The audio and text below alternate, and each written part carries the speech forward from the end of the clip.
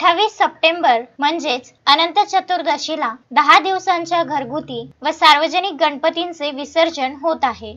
या पार्श्वभूमीवर अमरावती महानगरपालिका लाडक्या बाप्पांचे विसर्जन निर्विघ्नपणे व्हावे यासाठी सज्ज झाली आहे। 28 सप्टेंबर 2023 रोजी अनंत चतुर्दशीच्या दिवशी नागरिकांच्या अडचणी लक्षात घेऊन अमरावती महानगरपालिकेने श्री गणेश विसर्जनासाठी अभियंता भवन, शेगाव नाका, सहकार नगर, ग्राउंड, फार्मसी, शासकीय विद्यालय, Kathora Naka, Aradhana building, ring road, Chanakya hotel, Nagpur road, Shivaji commercial market, Ravinagar chowk, Nehru मैदान, प्रशांत नगर बगीचा, माल टेकडी, वडाळी, विद्यापीठ चौक, छत्री तलाव, मोतीनगर, साईनगर, साई मंदिर जवळ बडनेरा, झिरी तलाव, गोपालनगर, बारीपुरा, छत्रपती मैदान, महाजनपुरा, बुधवारा या ठिकाणी नागरिकांना आर्टिफिशियल टँकची सुविधा उपलब्ध करून दिली आहे। अमरावती महानगरपालिकातर्फे श्री गणेश विसर्जनाकरिता नागरिकांच्या सोयीसाठी आर्टिफिशियल टँक ठेवण्यात येत आहेत व प्रत्येक ठिकाणी